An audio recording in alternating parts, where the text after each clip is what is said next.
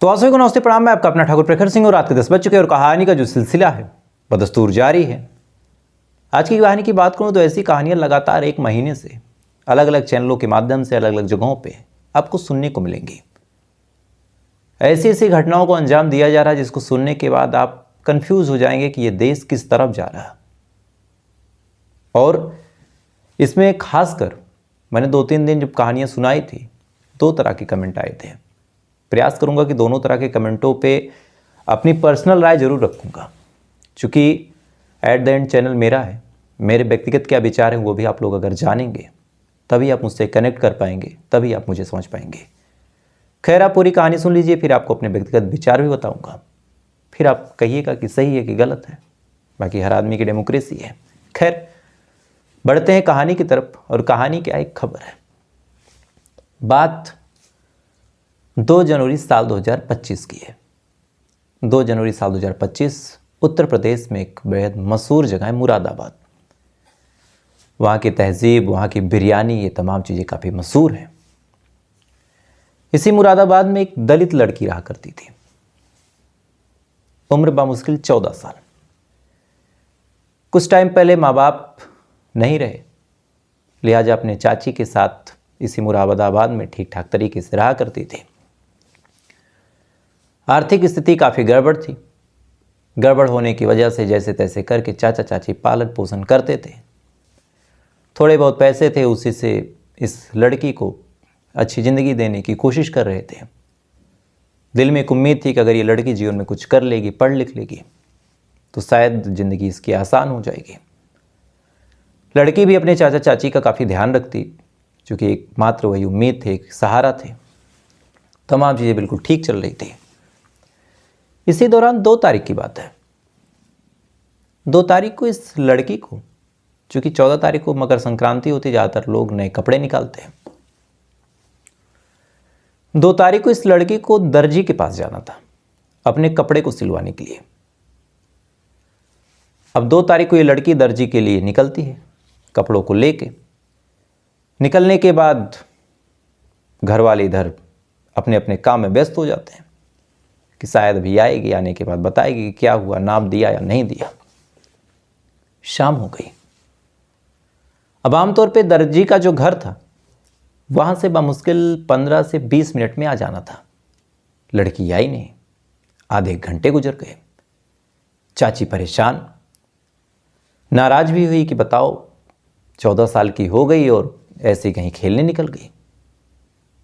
ये नहीं कि टाइम से आए, घर का काम करे। आमतौर पे एक इंसान के दिमाग में जो कुछ आता है वही सेम चीज चाची के भी दिमाग में आई। थोड़ी देर और इंतजार किया, लड़की लौट के आई नहीं। चाची अब नाराज हो गई। नाराज होने के बाद एक छड़ी लेके दर्जी के घर खोजने निकलती है। दर्जी के घर जब पहुंचती है, पहुंचने के बाद कहती है कि क्या बिट्टू आई थी। अब ये सवाल जब दर्जी सुनता है, कहता है कि नहीं, बिट्टू तो नहीं आई थी। अब चाची बदहवास, चूंकि 2-4 घंटे पहले ये लड़की घर से बता के निकली थी कि दर्जी के पास कपड़े लेके जा रही हूं, और लड़की पहुंची नहीं। दर्जी ने मना कर दिया। चाची परेशान कि ये क्या है। बहरहाल अब करें क्या। पूरे गांव में अब खोजना शुरू किया। आसपास के तमाम लोग जानते, वो भी खोजना शुरू करते हैं। चाचा तक बात गई, चाचा भी खोजना चालू करते हैं। लेकिन ना ही कहीं उस लड़की के बारे में कुछ पता चला, ना ही किसी ने कुछ बताया कि हमने देखा था। इधर धीरे धीरे उसकी सहेलियों से भी पूछा गया कि क्या तुम्हारे पास तो नहीं आई थी। आमतौर पे इस उम्र में दोस्ती, यारी, सहेली, फ्रेंड्स बड़े इंपॉर्टेंट होते हैं। 13-14 साल की उम्र में नई नई दोस्ती होती है, नई नई दुनिया की दहलीज पे लड़कियां कदम रखती हैं। पहली बार थोड़ी सी आज़ादी मिलती है, घर से मैच्योर थोड़ी बहुत होना शुरू होती है। तो ऐसे हाल में सहेलियों के साथ भी लगाव ज़्यादा होता है, तो वहाँ भी खोजना शुरू किया। बहरहाल वहाँ भी पता नहीं चला। पूरी रात गुजर गई। अब जैसे जैसे रात गुजर रही और 14 साल की लड़की गायब, तरह तरह के मन में ख्याल आ रहे हैं। आसपास के लोगों ने भी तरह तरह की बातें शुरू कर दी कि क्या किसी से बातचीत तो नहीं करती थी, किसी से कोई अफेयर तो नहीं था, कोई प्रेमी, कोई बॉयफ्रेंड, एग्ज़ाम वगैरह की कोई टेंशन, कुछ भी हो। बहरहाल परिवार वाले इस बात को डिनाई करते रहे। अगले दिन सुबह हुई, किसी ने सलाह दी कि जाओ और पुलिस स्टेशन एफआईआर कर दो।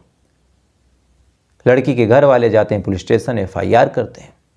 पुलिस वाले तमाम डिटेल लेते हैं कि भाई लड़की का किसी से सच में अफेयर तो नहीं था। अच्छा, फ़ोन यूज करती थी कि नहीं, अगर करती थी तो नंबर क्या था हमें बताओ, हम कॉल डिटेल खंगालें। आपने कुछ डांटा फटकारा तो नहीं था, कोई रिलेटिव वगैरह तो नहीं। बहरहाल ये तमाम चीज़ें गुजर गई। पुलिस वालों ने अपना काम किया, डॉक्यूमेंट डिटेल ली, और शायद ईमानदारी से किया या नहीं किया ये आपको बाद में खुद जज कीजिएगा।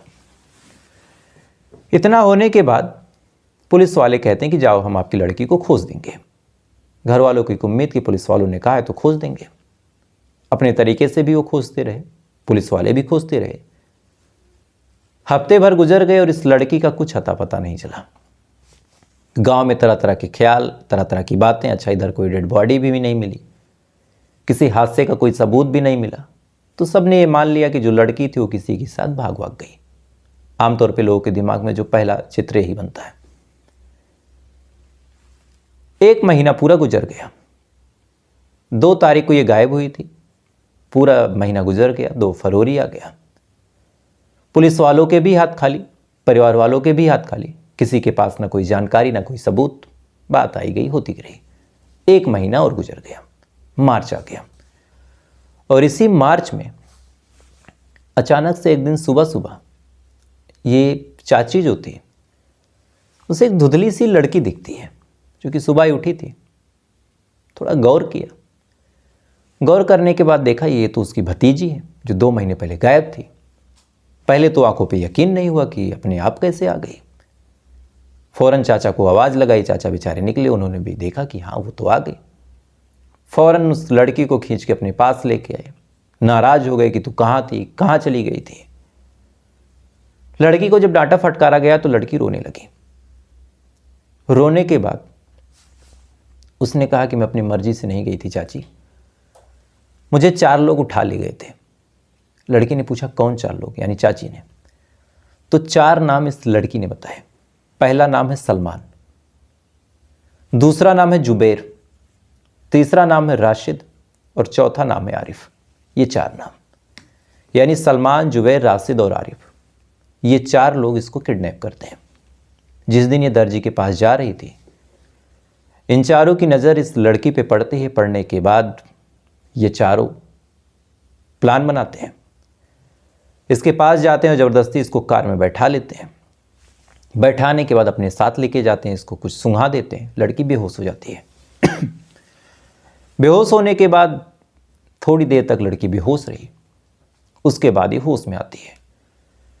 होश में आने के बाद जब अपने आप को देखती है तब ये पाती है कि इसके शरीर पे एक भी कपड़ा नहीं है। थोड़ी देर बाद सलमान इसके करीब आता है। आने के बाद इसके साथ रेप करता है। थोड़ी देर बाद फिर जुबैर आता है, इसके साथ भी जुबैर रेप करता है। फिर राशिद और फिर चौथा शख्स। ये चारों इसको बार बार रेप करते हैं। इस ठंडी में इसके जिस्म पे एक भी कपड़ा नहीं छोड़ते, हाथ पांव बांध के रखते हैं, ना इसको चीखने देते हैं ना चिल्लाने देते हैं। और इसी दौरान जब ये तमाम चीज़ चलती रही, हफ्ते भर इस लड़की को इन्होंने कैद करके रखा था। उससे अपने जिस्म की ये लोग भूख मिटाते रहे। थोड़ी देर बाद फिर हफ्ते भर जब गुजर गए तब इनके अंदर दूसरा हैवानियत जन्म लेता है। अब चूंकि लड़की बिना कपड़ों की थी तो उसके पूरे जिस्म को ये लोग देख रहे थे। देखने के दौरान उन्हीं चारों में से एक की नज़र इस लड़की के हाथ पे बने टैटू पे जाता है। इसने ओम का टैटू बनवा रखा था। अब जैसे ही ये चीज़ ये लोग देखते हैं, देखने के बाद फौरन कहते हैं कि तुमने ओम का टैटू बनवाया। उसको जलाने लगते हैं। सोचिए, एक लड़की, उसके हाथ पे टैटू और उसको जलाया जा रहा, कितनी तकलीफ हुई होगी।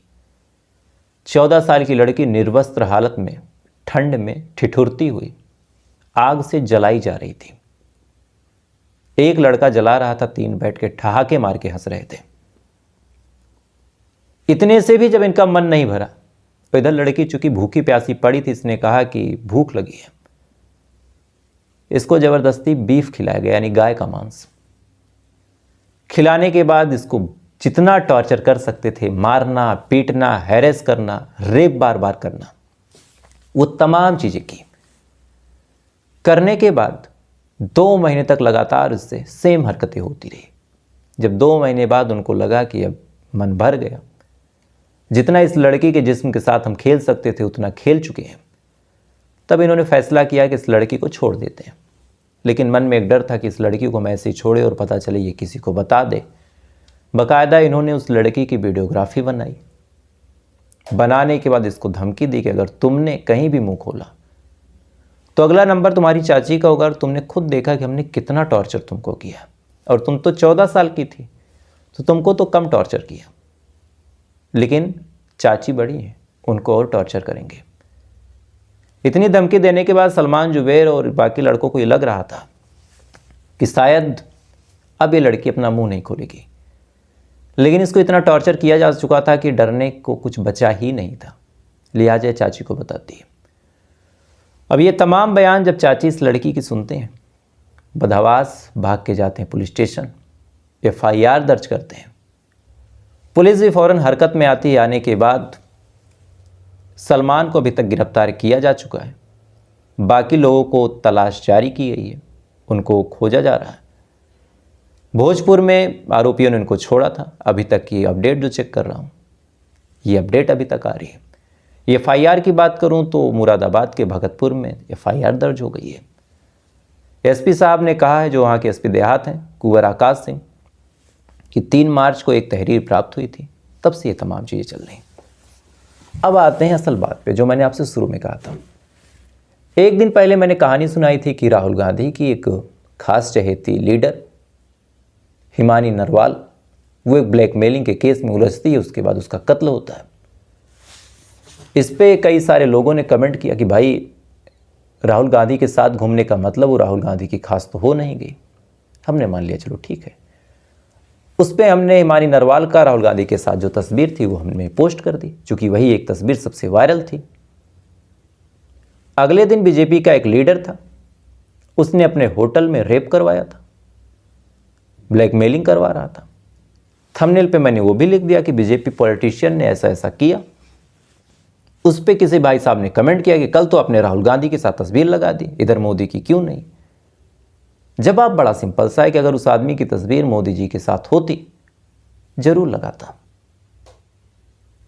लगाता, चूंकि आप इस मानसिकता से ऊपर उठ ही नहीं पा रहे हैं कि कोई आदमी बिना कांग्रेस बीजेपी किए भी अपना चैनल चला सकता है। आप मेरी पिछले 10 वीडियो को उठा के देख लीजिए, कभी मैं इसकी तारीफ करता हूं, कभी मैं इसकी। जिसकी गलतियों की दिल खोल के विरोध करूंगा, चूंकि ना मोदी मेरे घर के हैं, ना राहुल गांधी मेरे घर के हैं, ना किसी ने मुझे 1 रुपये दिया है, ना ही मिलने के कोई चांस है, चूंकि यूट्यूब का पैसा फॉरेन से आता है। फॉरेन के पैसे में इनका कोई शेयर नहीं है। यूट्यूब एक अलग प्लेटफॉर्म है, उस पर मैं काम करता हूँ, आप लोग देखते हैं, आप लोग जितना देखते हैं उसके एडसेंस का मुझे पैसा मिलता है। तो इसमें किसी पार्टी से मुझे कोई खास लाभ नहीं है, और मेरे घर का कोई पॉलिटिशियन है नहीं, तो ऐसे हाल में किसी पार्टी की तरफ झुकाव मेरा जरूरी भी नहीं है। अब आते हैं दूसरी बात पे। जब ऐसी कहानियां निकल के सामने आती है तो मुझे बड़ा अफसोस होता है। कई सारे लोग ये कहते हैं कि भाई आपने मुसलमानों को टारगेट किया। मेरी आप लोगों से बड़ी विनम्र विनती है, आप लोग खुद आगे आइए, ऐसे लोगों का कंडेम्ड कीजिए और सीधा कहिए कि हमारे मुसलमान नहीं हैं, या फिर हैं, इनको हम अपने समाज से बाहर करते हैं। मुझे मत कोसिए। आप मुझे कोसेंगे, इनको ये मैसेज जाता है, इन जैसे दरिंदों को, जैसे सलमान हो गया या फिर जो भी हो गया, इनको ये मैसेज आता है कि मुसलमान इनके साथ खड़ा है। सेम सिचुएशन इधर भी है। कोई हिंदू गलती करता है, 4 हिंदू उसके सपोर्ट में आ जाते हैं कि भाई उस मुसलमान ने भी तो किया था, और इस जाहिल हिंदू को लग जाता है कि ये 4 लोग मेरे समर्थन में, तो मैं चाहे जो करूंगा। और यहीं से इधर से भी सेम सिचुएशन में कुछ चीजें हो रही, इधर से भी मानसिकता दोनों की जहरीली होती चली जा रही है। और उसके पीछे रीजन सबसे बड़ा ये है कि आप लोग कमेंट सेक्शन समेत अलग अलग जगहों पे इस तर्क पे लड़ने लगते हैं कि इसने मेरे धर्म को डिफेंड किया। नहीं किया, लेकिन आप कर रहे हैं। इस कहानी के कमेंट सेक्शन में मैं देखूंगा, लोग कहेंगे कि भाई आपके वाले धर्म वाले भी करते हैं। भाई दिखाता हूं कहानी, लेकिन यहां पे इस लड़ाई को आगे नहीं बढ़ाना चाहिए कि आपके धर्म वाले ने क्या किया। मेरे धर्म वाले ने गलती की, सबसे पहले मुझे आगे आके उसका कॉलर पकड़ के उसको थप्पड़ मारना पड़ेगा, तब हम दूसरों वालों से उम्मीद कर सकते हैं। अगर आप धर्म लेके ही चल रहे हैं तो इस चीज को आप समझिए। विनम्र निवेदन है, देश बर्बाद हो जाएगा। नहीं मान रहे आप लोग मेरी बात। इतने साल से ये काम कर रहा हूं, इतने क्राइम केसेस मैंने देखे। जीरो पॉलिटिक्स के भी मेरे 2 चैनल हैं, उसके बारे में आपको मैंने कभी नहीं बताया। 50,000 60,000 सब्सक्राइबर होने जा रहे उस पर, नहीं बताता हूं। आप समझिए मेरी बात को, बहुत गहराई से कह रहा हूं। आगे आइए, अपोज कीजिए, कैंडल मार्च कीजिए इनके खिलाफ। और जब तक जिसके समुदाय का मामला है वो खुद इनके खिलाफ नहीं उतरेगा, इन जैसे दरिंदों को लगेगा कि धर्म हमारे साथ खड़ा है, और फिर ऐसी घटनाओं को अंजाम देते ही रहेंगे। और हिंदू मुस्लिम दंगा एक न एक दिन इस देश में हो के रहेगा, और वजह ऐसे 4 टुटपुजिए लोग होंगे। पॉलिटिशियन का तो काम है जीतने के लिए लड़ाना, आप तो इंसान हैं, आप मत लड़िए। जो भी ये सोच रखे कि हम ओम के टैटू को जलाएंगे, किसी हिंदू लड़की को भूख लगे हम उसको जबरदस्ती गाय का मांस उसके मुंह में ठूसेंगे। इधर भी कई ऐसे थे जिन्होंने पेशाब पिलाने का काम किया। दोनों ही समुदाय को आगे आना पड़ेगा, कंडेम करना पड़ेगा, नहीं तो फिर सब खत्म होगा। खैर, आज जज्बात में था, मुझे लगा क्लियर बोल देना चाहिए। चैनल चले या ना चले उससे कोई खास फर्क नहीं पड़ता, लेकिन ईमान बेच के काम नहीं होता। थोड़ी देर बाद आपसे मुलाकात होगी किसी कहानी के साथ। अब तक आप अच्छे रहिए, खुश रहिए, ऊपर वाला हिफाजत करें।